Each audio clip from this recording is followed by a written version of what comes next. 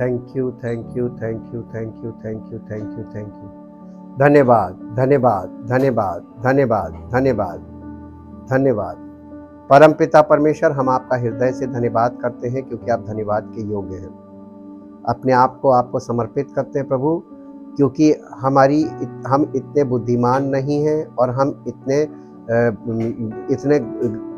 पढ़े लिखे भी नहीं हैं कि हम आपकी गहरी गहरी बातों को पूरी तरीके से समझ सकें और किसी को समझा सकें। हम धन्यवाद करते हैं पवित्र आत्मा के लिए जो हमारे जीवन में कार्य करता है और हमको आपकी गहरी गहरी बातें खोल के समझाता भी है, बताता भी है। और जो लोग परमेश्वर को अपने आप को समर्पित करते हैं, उन्हें उन बातों को सहने की और उसमें बने रहने की और उसको पार करने की सामर्थ देता है। हम आपका धन्यवाद करते हैं। चाहते पिता परमेश्वर, जो कुछ भी आपके वचन से पवित्र आत्मा हमें दिखाता है, हमें इतना मालूम है वो हमारे जीवन के लिए अत्यंत आवश्यक है समय अनुसार, ताकि प्रभु हम उन बातों को पहले से समझें और अपने जीवन को सुरक्षित रखें, ताकि हमारा जीवन आपकी महिमा का कारण बने। सारी महिमा आपको मिले हमारे जीवन से। धन्यवाद के साथ इस प्रार्थना को आपके इकलौते पुत्र प्रभु यीशु मसीह के नाम से मांगते हैं, आमीन। Praise the Lord. The glory of God part 44, 44 भाग में हम आ गए हैं। Bible study about 70 weeks prophecy, 70 हफ्तों की जो भविष्यवाणी है उसका हम लोग अध्ययन कर रहे हैं। आज उसका दूसरा भाग है the fulfilment of the 70 weeks. 70 हफ्तों की ये जो भविष्यवाणी है, इसका ये पूरी कैसे हो रही है, इसके पूरे होने का हमने कल देखा था। 3 भागों में इसको बांटते हैं। पहला भाग जो है वो नहम्याह की पुस्तक से शुरू होता है, यरूशलेम के फिर से बसाने की आज्ञा के निकलने से लेकर और अभिषिक्त प्रधान के समय तक 70 सप्ताह। और उसके बाद आता है, उसके बाद 62 सप्ताहों के बीतने पर अभिषिक्त पुरुष काटा जाएगा। हम इन 2 टाइम पीरियड्स को, ये 2 स्लॉट्स हैं, इनको आज हम स्टडी करेंगे और हम देखेंगे बिल्कुल एग्जैक्ट टाइमिंग कैसे है। क्या ये यीशु मसीह के ही विषय में है, नए नियम में जिसका हम वर्णन देखते हैं। Gabriel set the prophetic clock would start at the time that decree was issued to rebuild Jerusalem। यानी जिब्राइल स्वर्गदूत ने कहा कि जब ये वाली बात कहाँ से शुरू होगी, इसने डैनियल को बताया था कि जब यरूशलेम को फिर से बसाने की आज्ञा निकली है, वहां से ये प्रोफेटिक घड़ी शुरू हो जाएगी। कौन सी प्रोफेटिक घड़ी? 70 हफ्तों की भविष्यवाणी की, जो डैनियल में जिसका वर्णन है। ये इसकी घड़ी कहां से, टाइमिंग कहां से शुरू हो रही है? ये हो रही है नहम्याह की पुस्तक से। आप लोगों को पुराने नियम में नहम्याह की पुस्तक ढूंढनी पड़ेगी, क्योंकि आप लोगों को बाइबल के बारे में बिल्कुल भी जानकारी नहीं है कि नहम्याह की पुस्तक किस स्थान पे आती है। इसलिए आप लोगों के पास जब है तो इसका ये अध्ययन जरूर करें कि कौन सी किताब किसके बाद आती है और कहां तक। दूसरा, इतिहास के बाद शुरू होती है जो किताब, वो है एजरा शास्त्री था, और एजरा की किताब के बाद आती है नहम्याह की किताब, और यहां से ये प्रोफेटिक घड़ी शुरू होती है। और इसी के बारे में बताया जाए, from the date of the decree to the time of the मसीहा would be 483 years. Yeshu Masih तक ये टाइम जो है 483 साल का होगा। We know from history that the command to restore and rebuild Jerusalem was given by King Artaxerxes, यानी अर्थशस्त्र राजा, हिंदी में इसका नाम है, जो पर्शिया का राजा था। पर्शिया किसको कहते हैं? पर्शिया जिसे आज ईरान बोलते हैं, इसका पुराना नाम, प्राचीन नाम पर्शिया है, और ये पर्शिया का राजा है। इसने ये आज्ञा निकाली थी, और ये पर्शिया का राजा था। 444 बीसी में ये आज्ञा निकली थी कि यरूशलेम को फिर से बसाया जाए। नहम्याह की पुस्तक 2 अध्याय उसका 1 से 8 पद तक पढ़े, जहां पर इस प्रकार से लिखा हुआ है, 2 अध्याय का 1 पद से 8 पद तक। अर्थशस्त्र राजा के 20वें वर्ष के निसान, ये देखिए यहूदी कैलेंडर यूज किया जा रहा है, निसान नामक महीने में जब उसके सामने दाख मधु था, तब मैंने दाख मधु उठाकर राजा को दिया। इससे पहले मैं उसके सामने मैं कभी उदास नहीं हुआ था। राजा के सामने ये कभी उदास नहीं हुआ था जी। तब राजा ने उससे पूछा, तू तो रोगी नहीं है, फिर तेरा मुंह क्यों उतरा? तुम बीमार तो हो नहीं, तुम्हारा मुंह क्यों उतरा है? जी, ये मन की उदासी है जी। तब मैं अत्यंत डर गया। मैंने राजा से कहा, राजा सदा जीवित रहे, जब वो नगर जिसमें मेरे पुरखाओं की कब्रें हैं उजाड़ पड़ा है और उसके फाटक जले हुए हैं, तो मेरा मुंह क्यों ना उतरे? राजा ने मुझसे पूछा कि तू क्या मांगता है? तब मैंने स्वर्ग के परमेश्वर से प्रार्थना करके राजा से कहा, यदि राजा को भाए और अगर तू अपने दास से प्रसन्न हो, तो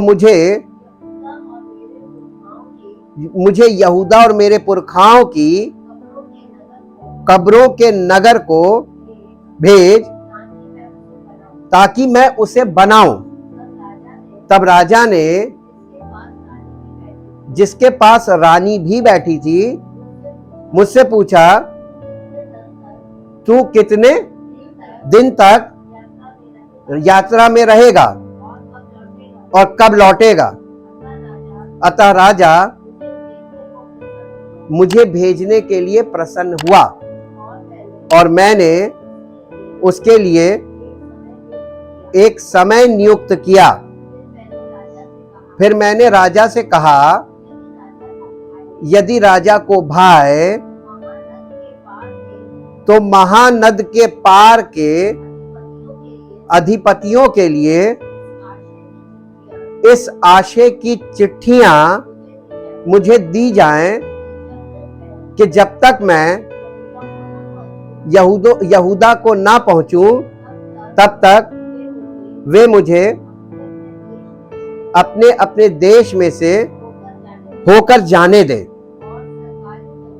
और सरकारी जंगल के रखवाले आसाप के लिए भी इस आशय की चिट्ठी मुझे दी जाए, ताकि वो मुझे भवन से लगे हुए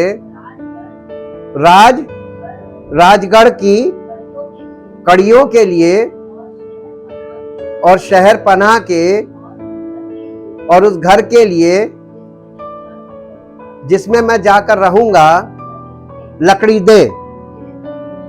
मेरे परमेश्वर की कृपा दृष्टि मुझ पर थी, इसलिए राजा ने ये विनती स्वीकार कर ली।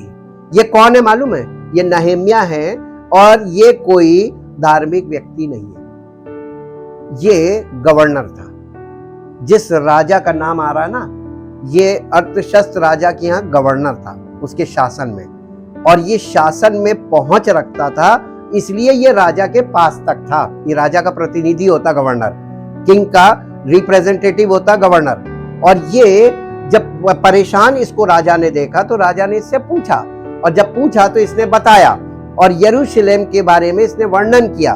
तो राजा ने इसको रिकमेंडेशन लेटर्स दिए अलग अलग कंट्रीज के, और इसको लकड़ी के लिए और सब चीजों के लिए जो यरूशलेम दोबारा बनाया जा रहा था नहम्याह के द्वारा, उसमें सारा इंतजाम राजा की ओर से, इसी राजा की ओर से किया गया था। The first unit of 49 years यानी 7 weeks covers the time that it took to rebuild Jerusalem with street and trench but in times of trouble, यानी कष्ट के समय में ये नगर फिर से बसाया जाएगा। ये डैनियल 9 अध्याय 25 पद में लिखा हुआ है। हम इसको पढ़ेंगे नहीं क्योंकि हम लोग कल पढ़ चुके हैं। This rebuilding is chronicled in the book of Nehemiah, और ये नहम्या की पुस्तक में इसका इतिहास आपको मिलेगा। क्रॉनिकल्ड का मतलब होता है इतिहास, जो लिखित है नहम्या की पुस्तक में। Converting the 360 days per year used by the ancient Jews, यानी प्राचीन यहूदी लोग साल को 30 दिन का एक महीना होता है उनका, और 12 महीने का 360 दिन होते हैं। हम लोगों के सोलर कैलेंडर से 365 366 ऐसे दिन आते हैं, लेकिन वहां पर एग्जैक्ट 360 दिन का एक साल होता है यहूदी कैलेंडर के हिसाब से। बाय द एंशिएंट ज्यूज 483 साल 483 years becomes 476 years on our solar calendar। हमारे जो ये सोलर कैलेंडर है, इंग्लिश कैलेंडर जिसको बोलते हैं, जिसे हम यूज करते हैं, इस कैलेंडर के हिसाब से, जैसे उस कैलेंडर के हिसाब से 483 साल होता है, तो हमारे इंग्लिश कैलेंडर के हिसाब से वो 476 साल होता है। घटा ना, घट गया। उसके बाद आप देखेंगे कि years on our solar calendar adjusting for the switch from BC to AD.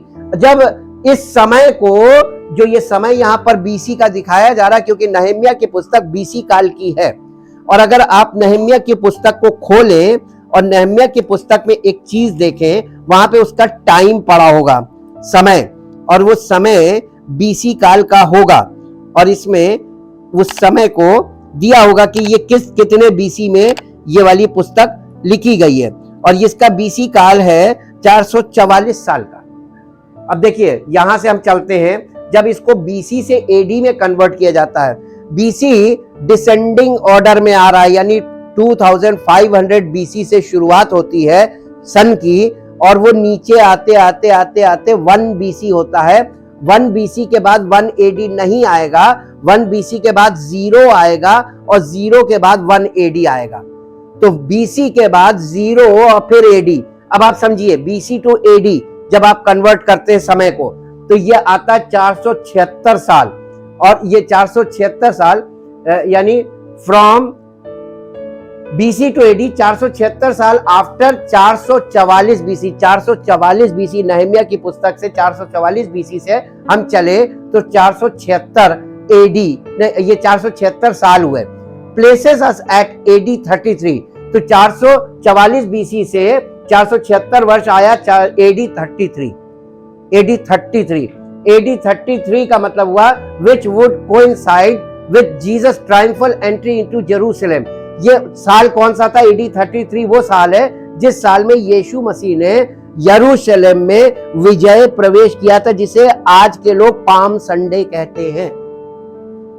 ये वो दिन आ गया, और आप देखिए कि एग्जैक्ट टाइमिंग आई कि नहीं आई। अब ये जो बीसी टू एडी कन्वर्ट किया है, इसके लिए इन्होंने क्या किया, इन्होंने 0 की जगह 1 साल बढ़ा दिया, क्योंकि वो 0 वाला साल भी तो जोड़ा जाएगा, तभी तो एग्जैक्ट टाइमिंग आएगी। तो इसमें ये बता रहे हैं कि यीशु मसीह ने मत्ती रचित सुसमाचार 21 अध्याय उसका 1 से 9 पद पढ़िए। जब वे यरूशलेम के निकट पहुंचे और जैतून पहाड़ पर बैत फगे के पास आए, तो यीशु ने 2 चेलों को ये कहकर भेजा, सामने के गांव में जाओ। वहां पहुंचते ही एक गधी बंधी हुई और उसके साथ बच्चा तुम्हें मिलेगा, उन्हें खोलकर मेरे पास ले आओ। यदि तुमसे कोई कुछ कहे तो कहना कि प्रभु को इनका प्रयोजन है, तब वो तुरंत उन्हें भेज देगा। ये इसलिए हुआ कि जो वचन भविष्यवक्ता के द्वारा कहा गया था वो पूरा हो। सिय्योन की बेटी से कहो, देख तेरा राजा तेरे पास आता है, वो नम्र है, वरन और गधे पर बैठा है, वरन लादू के बच्चे पर।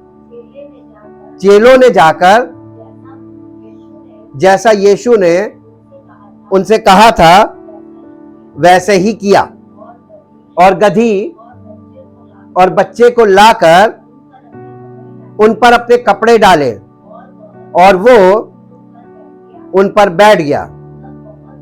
तब बहुत से लोगों ने अपने कपड़े मार्ग में बिछाए और अन्य लोगों ने पेड़ों से डालियां काट काट कर मार्ग में बिछाई। जो भीड़ आगे आगे जाती और पीछे पीछे चली आती थी, पुकार पुकार कर कहती थी, दाऊद के संतान को होशाना, धन्य है वो जो प्रभु के नाम से आता है, आकाश में होशाना। होशाना का मतलब होता है मुझे बचा, मुझे बचा। ठीक, अब ये हिब्रू वर्ड है। अब देखिए यहां पे आके ये AD 33 है। AD 33 तक बिल्कुल एग्जैक्ट टाइमिंग आ गई। The prophecy in Daniel 9 specifies that after the completion of the 483 year, यानी जब ये 483 साल पूरे हो जाएंगे, डैनियल 9 अध्याय की भविष्यवाणी ये कहती है जब ये 483 साल पूरे हो जाएंगे तो तब ये होगा, the anointed one will be cut off, तब वो अभिषेक पुरुष काटा जाएगा। ठीक, तो ये कौन काटा गया? वर्स 26, ये 26 पद में लिखा है, this was fulfilled when Jesus was crucified. जब यीशु मसीह को क्रूसिफिक्शन हुआ उस समय ये भविष्यवाणी वहां पे पूरी हो गई। ये कौन सा समय था? AD 33। हमेशा याद रखिए, यीशु मसीह की कुल सेवकाई कितनी थी? 3 साल की, 3.5 साल की, यानी मृत्यु और पुनरुत्थान को मिला ले तो 3.5 साल। तो 3.5 साल के सेवा काल में, इसका मतलब AD 30 से यीशु मसीह ने सेवकाई शुरू की और ये 33 आ गया, 33 बिल्कुल एग्जैक्ट चल रहा है कि नहीं चल रहा टाइमिंग? ये कैलकुलेशन है टाइमिंग की और एकदम एग्जैक्ट चल रही है। और यहां पे अगर आप देखें डैनियल 9 अध्याय उसका 26 पद फिर कंटिन्यू आगे बोल रहा है, with a prediction that after the Messiah killed the people of the ruler who will come will destroy the city and the sanctuary. तो डैनियल 9 अध्याय का 26 पद आप पढ़ दीजिए ताकि आप लोग को पता चले कि उन 62 सप्ताहों के बीतने पर अभिषिक्त पुरुष काटा जाएगा और उसके हाथ कुछ ना लगेगा, और आने वाले प्रधान की प्रजा, आने वाला प्रधान नहीं, आने वाले प्रधान की प्रजा, बहुत ध्यान रखिएगा, पहले तो प्रजा पवित्र स्थान को नष्ट कर रही है। मसीह की कलीसिया, झूठी कलीसिया, ये आने वाला प्रधान यानी एंटी क्राइस्ट, उसकी जो प्रजा है वो झूठी कलीसिया, झूठी शिक्षा, ये क्या कर रही है? पवित्र स्थान को नष्ट कर रही है। उसके बारे में लिखा हुआ है जी। हाँ, नगर और पवित्र स्थान को नष्ट तो करेगी, परंतु उस प्रधान का, यानी वो जो लास्ट में ये रिवील होगा, वो उस प्रधान का अंत ऐसा होगा जैसा बाढ़ से होता है। बाढ़ से कैसे होता है अंत? बाढ़ आती है और सब बहा ले जाती है। 2 मिनट का, आप बस 10 मिनट के बाद देखिए कुछ नहीं। बाढ़ कितनी जल्दी काम करती है, बाढ़ धीरे धीरे कुछ नहीं करेगी। और कैसे होगा ये सब? आपके और हमारे देखते देखते हो जाएगा सब साफा चट। अरे कहां गए, कौनों नहीं दिखेगा, सब बहा ले जाएगी जी। बाढ़ के जैसा होता है वैसा होगा, ठीक है? तो भी इसके इस समय के अंत तक, अब बताइए धर्म की बात बाइबल बता रही है कि सत्य बता रही है? दुनिया में क्या चल रहा है? लड़ाई लड़ाई लड़ाई लड़ाई लड़ाई लड़ाई, घरेलू लड़ाई, बाहर लड़ाई, देश में लड़ाई, विदेश में लड़ाई, सब जगह लड़ाई लड़ाई, बॉर्डर पे लड़ाई, हर जगह लड़ाई। लड़ाई के अलावा कुछ दिख रहा है आपको? ये अंत तक लड़ाई चलेगी। अब देखिए, this was fulfilled with the destruction of Jerusalem, और ये यरूशलेम के डिस्ट्रक्शन के समय ये वाली भविष्यवाणी भी पूरी हुई है एडी 70 में। एडी 70 में क्या हुआ था? टाइटस ने यरूशलेम को फूंक दिया था, मंदिर को तोड़ दिया था। आज मंदिर है वहां पर, आज मंदिर है यरूशलेम में? किसी को नहीं मालूम मंदिर है? नहीं। अरे आपको ये जानकारी तो होनी चाहिए थी। आज वहां पे वेलिंग वॉल है, यानी एक खंडहर दीवार है जिसको, और उसकी जगह वहां पर मस्जिद खड़ी हुई है, उसी को बोलते अल अक्सा मस्जिद। और एक और डोम भी है वहां पर, नोट्रे डोम। अरे ये तो बहुत फेमस है, आप नेट पे सर्च करके देखिएगा। उसी स्थान पे जहां मंदिर था, वो मंदिर की साइट खत्म है। यीशु मसीह ने कहा था इस पे पत्थर पर पत्थर बाकी ना रहेगा, 24 में, मत्ती 24 में, और वो हो गया। और वो ये हुआ था एडी 70 में, उस मंदिर को ढा दिया गया था। द रूलर हु विल कम, और आगे देखिए क्या लिखा है, वो प्रधान जो आने वाला है, the ruler will come is reference to the anti Christ. ये एंटी क्राइस्ट को दिखा रहा है कि वो आएगा। और कब आएगा, यही तो पता लगाना है, वो कब आएगा। क्योंकि जब उसका, जिस दिन वो प्रकट होगा, एक्चुअली वो आएगा नहीं, वो है, वो प्रकट होगा। और जब वो प्रकट होगा, वो मालूम क्या करेगा, पूरी दुनिया में सब देशों से एक संधि करेगा, जिसको कहते हैं ट्रीटी। और ये पॉलिटिकल काम होगा, राजनीतिक काम होगा, ये धार्मिक काम नहीं होगा। याद रखिएगा, प्रकाशित वाक्य में सारा पॉलिटिकल सिस्टम ही दिखाया जा रहा, बैंकिंग सिस्टम दिखाया जा रहा, जिससे दुनिया चलती है। वहां पर कोई रिलीजियस बात नहीं हो रही। परमेश्वर का वचन हमसे वास्तविकता की बात करता है। हमेशा याद रखिए, बार बार आपको बता रहे हैं, ये धार्मिक बातें नहीं करता है। परमेश्वर की धार्मिकता यीशु मसीह पर विश्वास करने वालों के हृदय में काम करती है और पवित्र आत्मा के द्वारा चलने लगते हैं। वो है परमेश्वर की धार्मिकता। परमेश्वर की धार्मिकता सुबह शाम दोपहर कुछ करने वाली वो धार्मिकता, वो परमेश्वर की धार्मिकता नहीं है। और आप देखिए कि ये जब आएगा, reference to the anti Christ who it seems will have some connection with Rome. वो जो एंटी क्राइस्ट जो आएगा, जो प्रकट होगा, उसका संबंध रोम से होगा। और प्रकाशित वाक्य में आपको वहां पर दिखाया गया 7 पहाड़ों पर वो नगर बसा। वो कौन सा नगर है ये भी नहीं आपको मालूम है। जीके भी नहीं ठीक है किसी की, कैसे पता चलेगा? आप तो सब आपके सामने बीत जाएगी और आप लोगों को कुछ पता नहीं चलेगा।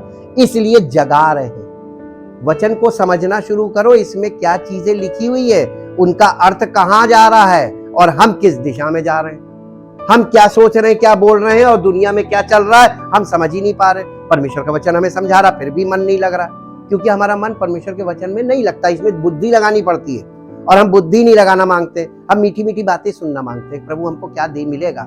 कोई ऐसी भविष्यवाणी हो कि प्रभु तुमको छप्पर फाड़ के दे, अरे देखिए ध्यान से सब सुनेंगे, कब मिलेगा? और परमेश्वर ने ऐसी कोई बात वचन में कही ही नहीं। झूठा वादा वो करता नहीं। वो आपके जीवन को पहले बचाएगा। जान है तब जहान है ना। आज के लोग जहान में लगे हुए, जान की परवाह नहीं, इसीलिए डेथ रेट हाई है। मर जाएं, लेकिन हमें जहान चाहिए। अब देखिए यहां पे साफ साफ लिखा, उसका संबंध वहां से होगा, रोम से। Since it was the Romans who destroyed Jerusalem. ये एडी 70 में किसने यरूशलेम को नष्ट किया था? ये भी रोमन ही थे। शुरू यीशु मसीह को क्रूसिफिक्शन किसने किया था? रोमन्स ने किया था। रोम से सीधा सीधा संबंध चला आ रहा है। अब आपको यहां पे लाके हम खड़ा कर रहे हैं, कुछ चीजें आपको इसके साथ बताते हैं। ये 70 सप्ताहों का विभाजन है। 2 टाइम स्लॉट खत्म हो गए। कौन कौन से 2 खत्म हो गए? एक 49 वर्ष वाला, यानी 7 7 49, जो 7 वीक्स वाला है, 49 साल का। और दूसरा कौन सा था? 62 सप्ताह। 62 गुने 7 कितना हुआ? कैलकुलेट कीजिए। 62 गुणे 7 कल किया था। 434 में 49 जोड़ दीजिए। 483 लिखा हुआ है, ये लिखा आपको 483। यहां तक का हमने आपको दिखा दिया यीशु मसीह के वहां पे यरूशलेम में एंट्री ली, उसके बाद 62 सप्ताहों के बीतने पर अभिषेक पुर काटा जाएगा, उसके हाथ कुछ ना लगेगा। यहां तक कंप्लीट हो गया ना टाइम पीरियड। अब बचा कितना? अब 1 हफ्ता बचा ना, यानी 7 साल बचे। ये 7 साल कब शुरू होंगे? मुख्य बात अब आइए अपने मुद्दे पे। हम लोगों को मतलब इस आखिरी वर्ष से है, जो 7 साल ये शुरू होंगे। जब आप मेरे साथ आइए डैनियल नबी की उसमें मत्ती रचित सुसमाचार 24 अध्याय, मत्ती रचित सुसमाचार 24 अध्याय।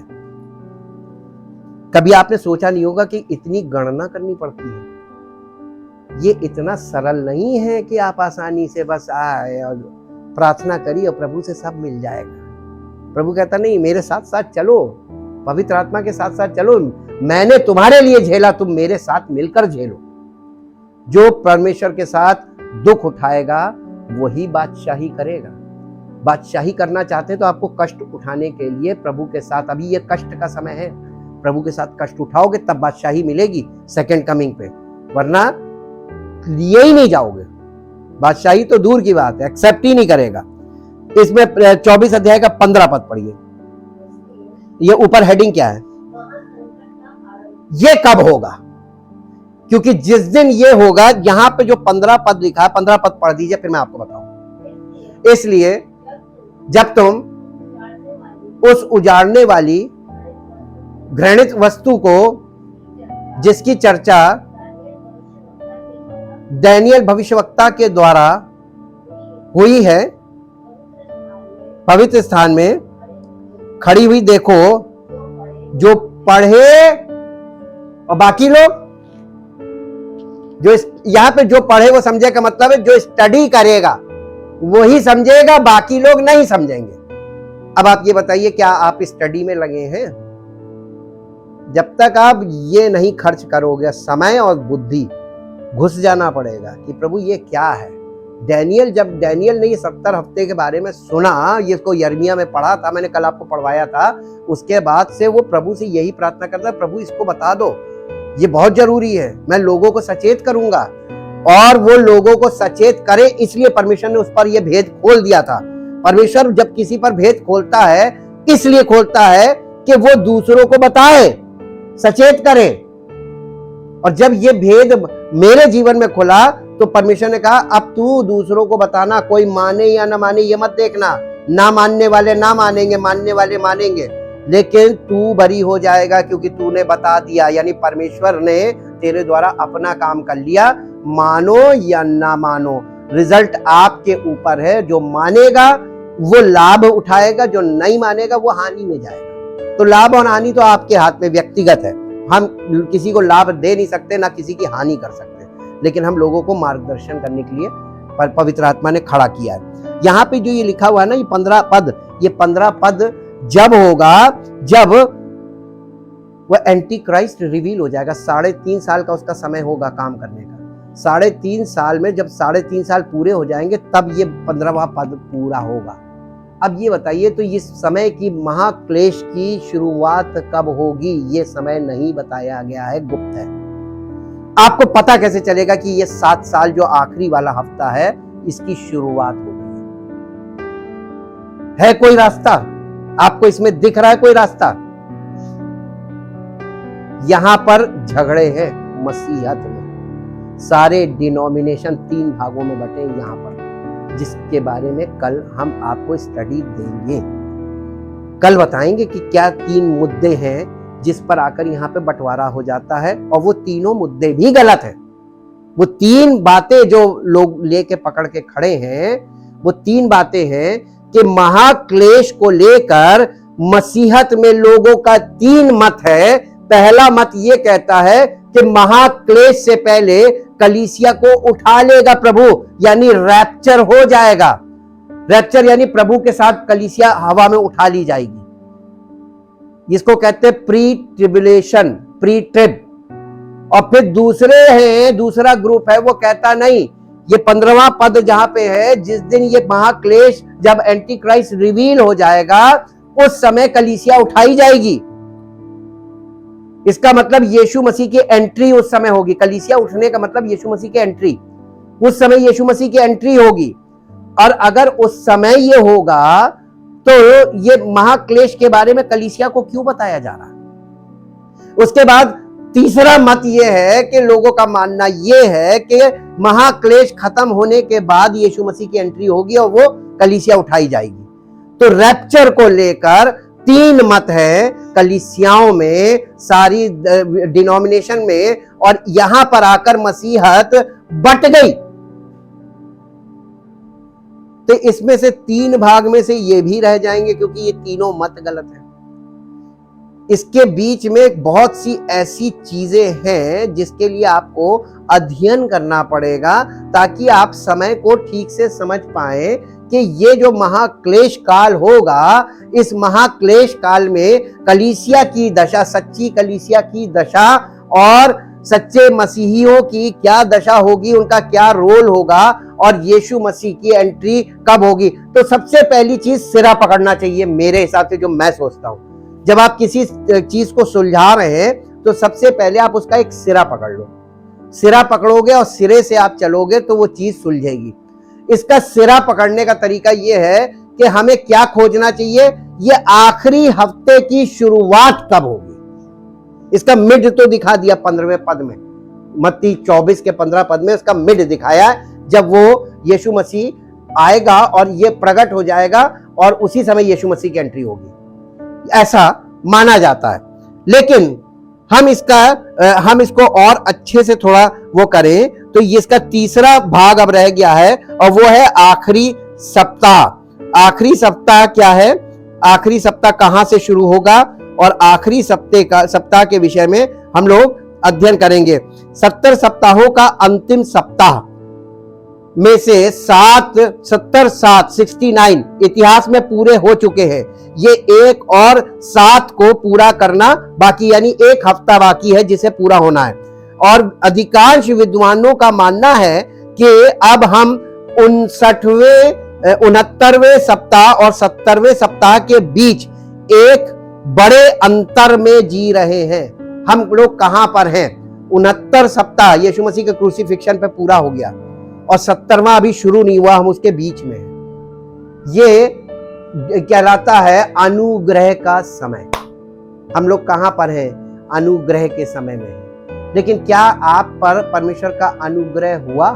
आपने यीशु मसीह को अपना प्रभु माना? आपने यीशु मसीह के बलिदान पर विश्वास किया? आपने यीशु मसीह के बलिदान पर अगर विश्वास किया तो आपने अपने आप को यीशु मसीह को समर्पित किया। समर्पित का मतलब होता है अब हम अपनी मर्जी नहीं चलाएंगे अपने जीवन में, हम अपनी इच्छा को पूरा करने के लिए जीवन व्यतीत नहीं करेंगे, बल्कि हम प्रभु की इच्छा में जिएंगे। आपको सुन के ताजुब लगेगा, बहुत कठिन है। आपको कठिन इसलिए लगेगा क्योंकि आप शरीर में जी रहे हैं, आप शारीरिक बातों में मन लगाए हुए हैं। आपको प्रभु के वचन से और प्रभु की सच्चाई से कोई मतलब नहीं। क्यों? क्योंकि पूरी दुनिया में सब लोग ऐसे ही कर रहे हैं और कलीसियाओं में आप देख रहे हैं वहां भी लोग यही कर रहे हैं। शारीरिक जीवन जी रहे हैं, सांसारिक जीवन जी रहे हैं, अभिलाषाओं भरा जीवन जी रहे हैं। इसलिए आपको लगता है वो लोग भी तो ऐसे ही चल रहे हैं, हम भी ऐसे ही चलेंगे। तो आप गलत लोगों को देखकर गलत कर रहे हैं, आप सच्चे लोगों को देखकर सही कर सकते हैं। समर्पण सही कर लीजिए। बार बार कह रहे हैं समर्पण सही होगा प्रभु बचा लेगा, और समर्पण नहीं होगा किसी कीमत में नहीं बचाएगा, क्योंकि वो झूठ नहीं बोलता है, ना झूठी दिलासा देता है, ना झूठा वादा करता है। वादा पक्का और सच्चा, लेकिन तुम अपनी तरफ से पक्के निकले तो तुमको वो कलेक्ट कर लेगा, तुम्हें बर्बाद नहीं होने देगा, उस कंडीशन में नहीं जानेगा। भविष्यवाणी की घड़ी को वैसे ही रोक दिया गया है जैसे वो थी। तो 69वें साल में परमेश्वर ने भविष्यवाणी की घड़ी को रोक दिया। अब ये भविष्यवाणी की घड़ी स्टार्ट होगी तो वो समय बहुत खतरनाक हो जाएगा। वो समय कौन सा होगा? ट्रिब्यूलेशन, यानी महाक्लेश काल से ये घड़ी शुरू होती है। महाक्लेश काल शुरू होते ही ये घड़ी शुरू हो जाएगी। फिर आपके और हमारे पास कितना टाइम होगा नहीं बता पाएंगे। अभी तो बताया 7 साल का ये समय होगा। बीच में वो ये जो महाक्लेश काल, ये 3.5 साल का समय होगा। लेकिन 3.5 साल का मतलब 3.5 काल। ऐसा समय धरती पर उत्पत्ति से लेके अभी तक नहीं हुआ है। हम आपको इस समय के विषय में भी बताएंगे। इसको बोला गया है बाइबल में the Jacob's trouble, the Jacob's trouble, याकूब की विपत्ति का समय, और ये उसका कई गुना ज्यादा होगा, भयानक समय, ऐसा कभी किसी ने देखा नहीं आज तक। और परमेश्वर का वचन जब ये कह रहा है ना कि उत्पत्ति से लेके, आप उत्पत्ति से देखिए कितना कितना भयानक समय आया, लेकिन बाइबल कहती है कि ऐसा समय कभी नहीं आया पृथ्वी पर, बहुत भयानक समय होगा। क्या आप उस समय को झेल पाने की क्षमता रखेंगे? लिखा हुआ है कि लोगों की ऐसी कंडीशन होगी कि लोग उस समय को देखकर, उसकी कंडीशन जब वो आ रहा होगा उसी समय लोग मरने लगेंगे। यानी मानसिक रूप से लोग एकदम ऐसे बदहवास हो जाएंगे, मानसिक संतुलन लोगों का बिगड़ने लगेगा और चट चट चट चट चट चट मरेंगे। मृत्यु, और इंसान मृत्यु को छोड़ बाकी सब चीजों में लिप्त है, किसी को नहीं पता मृत्यु, और धड़ाधड़ मृत्यु हो रही है। जिसको आप सोचते कि नहीं मरेगा वही चट से मर रहा है।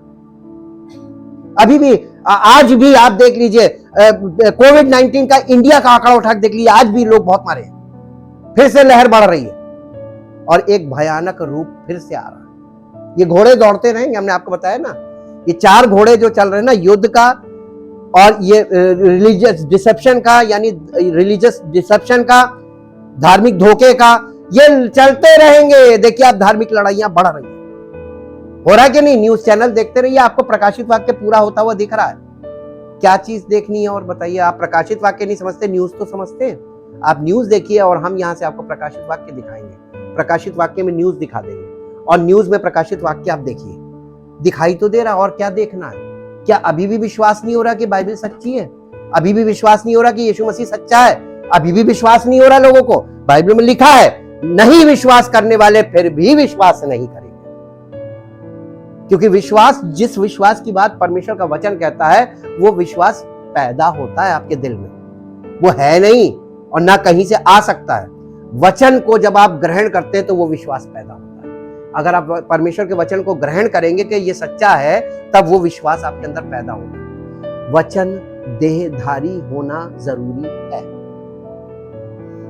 अब देखिए लिखा हुआ है, हम उस समय के बीच में हैं, और लिखा हुआ है भविष्यवाणी की घड़ी को वैसे ही रोक दिया गया है जैसे वो थी। डैनियल का अंतिम साथ वो है जिसे हम आमतौर पर क्लेश काल कहते हैं, और ये क्लेश काल, डैनियल की भविष्यवाणी आने वाले शासक यानी मसीह विरोधी के कुछ कार्यों को प्रकट करती है। पद 27 कहता है, वो एक 7 साल के लिए बहुतों से वाचा बांधेगा, स्ट्रॉन्ग कमिटमेंट करेगा। ये स्ट्रॉन्ग कमिटमेंट मालूम है, ये पॉलिटिकल कमिटमेंट होगा। वो पूरी दुनिया में कई देशों से ये कमिटमेंट, ट्रीटी होगी, शांति स्थापित करेगा। अब हम आपको सीधे शब्दों में बता दें, जो व्यक्ति, ये जो दशा चल रही है, धार्मिक लड़ाई झगड़े पैसों को लेकर, क्योंकि इसका पैसा ऊंचा, उसका पैसा, अभी समय देखिए आप, पैसों को लेकर आप लोग न्यूज से अपडेटेड नहीं है। रूस कहता है रूबल में मैं सामान दूंगा, मेरा, उसके रूस के पैसे को रूबल बोला जाता है, यूरोप के पैसे को यूरो बोला जाता है, अमेरिका के पैसे को यूएस डॉलर बोला जाता है, और हिंदुस्तान के पैसे को रुपीस बोला जाता है, और चाइना के पैसे को मेरे ख्याल से यन बोलते हैं। सब पैसों की लड़ाई चल रही है। लेन देन करना है तो रूस कहता है मुझसे तेल चाहिए तो रूबल में पैसा देना पड़ेगा, क्योंकि उसके पैसे पे प्रतिबंध लगा है, और जिसको चाहिए वो रूबल देकर ले रहा है तो रूबल ऊपर उठेगा। फिर अभी इंडिया ने कह दिया कि हमारे यहां से किसी को कुछ चाहिए तो रुपीस में पेमेंट करना पड़ेगा, क्योंकि रुपया बहुत नीचे चला गया। तो अब किसी को विदेशी कंट्री को इंडिया से कुछ चाहिए तो उसे रुपया ही देना पड़ेगा, जिससे रुपया ऊपर उठे। कंडीशन आ गई पैसे की। अब सारे देश अपने अपने पैसे को लेकर लड़ने लगेंगे, लड़ाई पैसों की शुरू हो गई।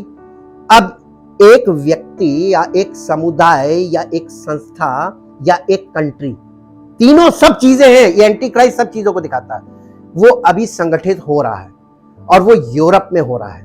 और वो संगठन जब खड़ा होगा, वहां से एक व्यक्ति होगा जो ये डिक्लेयर करेगा कि मैं शांति स्थापित करूं, ये ट्रीटी करवा के। वो ट्रीटी क्या करवाएगा कि सबके पैसे को इक्वल कर देगा। इसी के लिए वो रीसेट वाला बटन आ रहा है। वो रीसेट हो जाएगा, सबका पैसा इक्वल कर दिया जाएगा, पूरी दुनिया में one world currency, one world religion और वन वर्ल्ड गवर्नमेंट बनाएगा। जो ये काम करेगा, ये शांति स्थापित हो जाएगी। जो चल रहा है ना, ये थोड़े समय के लिए रुकेगा। कितने समय के लिए? 3.5 साल के लिए। और 3.5 साल जैसे ही 3.5 से यानी 3 साल के 6 महीने, 3 साल बाद 6 महीने पूरे होंगे, एग्जैक्ट टाइम पे लड़ाई शुरू हो जाएगी, बहुत भयानक लड़ाई शुरू हो जाएगी। और उसी समय वहां तक का बताया गया। और यीशु मसीह की एंट्री पर वही शांति स्थापित करेगा। शांति का राजकुमार है कौन? तो पहले झूठा मसीह आएगा, शांति स्थापित करके अपने आप को मसीहा घोषित करेगा। उसके 2 काम होंगे, और वो अपने आप को यीशु मसीह डिक्लेयर करेगा, और यीशु मसीह आकर झूठे मसीह का नाश करेगा। ये काम बिना इसके युग परिवर्तन नहीं होगा। और हम लोग कौन से पीरियड में चल रहे हैं? युग परिवर्तन के पीरियड में है। और हम यानी क्लेशों के आरंभ में है, यानी ये पीड़ाओं का आरंभ वाला पार्ट हम लोग अभी वहां है। अब बताइए, इसमें किस किस की कंडीशन बुरी हो गई है? क्या आगे इससे बुरी कंडीशन के लिए आपका माइंड तैयार है? अगर मैं पर्सनली लोगों से पूछूं, लोगों की हालत खराब हो जाएगी। नहीं भैया, क्या आर्थिक स्थिति और नीचे जाने वाली, क्या आप उसके लिए तैयार हैं? अभी सोचा ही नहीं लोगों ने। लोग क्या सोच रहे हैं? सब ठीक हो जाएगा। अरे हम भी यहीं पे जमीन पे, आप भी यहीं हैं, नमस्ते करेंगे अगर ठीक हो जाए तो। ये मेरा चैलेंज नहीं है। एक बात ऑन राइट टाइम पूरी होती चली आई। परमेश्वर कभी अपने कामों में देरी नहीं करता। एग्जैक्ट सारी टाइमिंग एग्जैक्ट चल रही है। प्रकाशित वाक्य तक एग्जैक्ट ले जा सकते हैं। अब आप देखिए कि ये जो आखिरी हफ्ता है, ये बहुतों से वाचा बांधेगा, तथापि वो 7 साल के लिए बहुतों से वाचा बांधेगा। और 7 साल के बीच में वो मंदिर में एक ऐसी घृणित वस्तु खड़ी करेगा जो उजाड़ देती है। और मत्ती 24:15 में यीशु ने इस घटना की चेतावनी दी। यीशु मसीह ने जिस बात की चर्चा की है, वो 3.5 साल बाद, यानी वो ये होने के, संधि स्थापित होने के बाद, शांति स्थापित करने के बाद, वो जब अपने पूरे समय को पूरा कर लेगा, 3.5 साल को, तब वहां से यीशु मसीह ने शुरू किया। क्योंकि उसके बाद से यीशु मसीह का रोल आता है। और लिखा है, वो बहुतों के बाद में मंदिर में एक घृणित वस्तु खड़ी करेगा जो उजाड़ देती है। और उसके बाद मत्ती 24:15 में यीशु ने इस घटना की चेतावनी दी। मसीह विरोधी द्वारा इजराइल के साथ वाचा को तोड़ने के बाद भारी क्लेश का समय शुरू होता है। वहां से ये घड़ी शुरू होगी जब वो वाचा को तोड़ देगा। और हम लोगों ने कल देखा था 6 पॉइंट, तो उसके 4थे, 5वें और 6ठे पॉइंट को गलत तरीके से वो लागू करेगा, जिसे यीशु मसीह आकर उसको मिटाएगा और खुद वो पूरा करेगा। अभी आप लोगों को इसको समझने में थोड़ा सा और वक्त लगेगा। दानियेल ये भी भविष्यवाणी करता है कि मसीह विरोधी को न्याय का सामना करना पड़ेगा। वो केवल जब तक कि उसका अंत उस पर ना उंडेल दिया जाता है, वो तब तक शासन करता है। और परमेश्वर केवल बुराई को इतनी दूर जाने देगा, और जो न्याय विरोधी मसीह का सामना करेगा, उसकी योजना पहले से ही बनाई जा चुकी है। परमेश्वर ने पूरी योजना बना के रखी है, और वही योजना होगी। निष्कर्ष, सप्ताहों की भविष्यवाणी जटिल और आश्चर्यजनक रूप से विस्तृत है, और इसके बारे में बहुत कुछ लिखा जा चुका है। बेशक विभिन्न व्याख्याएं हैं, लेकिन हमने यहाँ जो प्रस्तुत किया है वो युग पूर्व शताब्दी दृष्टिकोण है, सहस्राब्दी दृष्टिकोण है। एक बात निश्चित है, परमेश्वर के पास एक समय सारणी है, और वो चीजों को समय पर रख रहा है। वो शुरुआत से अंत को जानता है। ये वही बात है जो मैंने आपको संडे को बोली थी। परमेश्वर अंत को पहले हमें बताता है, शुरुआत से पहले, क्योंकि उसको मालूम है कि वो अंत में कहां तक परमेश्वर जाएगा और क्या करेगा। आप परमेश्वर की योजना को एक्सेप्ट करने के लिए तैयार हैं? जितने लोग अगर अभी तक परमेश्वर की योजना में शामिल नहीं हुए हैं, दुनियादारी छोड़ दीजिए। दुनिया में सब चीजें, रोना गाना लड़ाई झगड़ा सब चलता रहेगा। ये व्यक्तिगत चीजें हैं। व्यक्तिगत चीजों को आप परमेश्वर के, अपने और परमेश्वर के बीच में मत आने दीजिए। जब तक ये चीजें आप अपने जीवन से अलग नहीं करेंगे, अपने दिमाग से हटाएंगे नहीं, तब तक आप मसीह पर मन नहीं लगा पाएंगे। हर समय अपना मन शारीरिक बातों में, पारिवारिक बातों में, ये जिस्मानी बातों में, इनमें लगाए रहने से आपको नुकसान होगा। जो लोग आज भी प्रभु यीशु मसीह पर विश्वास नहीं कर रहे हैं कि वो आकर हमें बचाएगा, ऐसे भयानक सिचुएशन में जाने दिया जा रहा है ताकि विश्वास परखा जाए। कितने लोग जो अंत तक धीरज धरेगा उसी का उद्धार होगा, बाइबल में लिखा हुआ है। अंत तक धीरज धरने के लिए आपको विश्वास की जरूरत है। विश्वास का दूसरा रूप है धीरज। जो विश्वास करता है वो धीरज रखता है कि मेरा प्रभु अवश्य आएगा। अगर आपने अभी तक अपने आप को समर्पित नहीं किया है यीशु मसीह को, टोटल समर्पण चाहिए।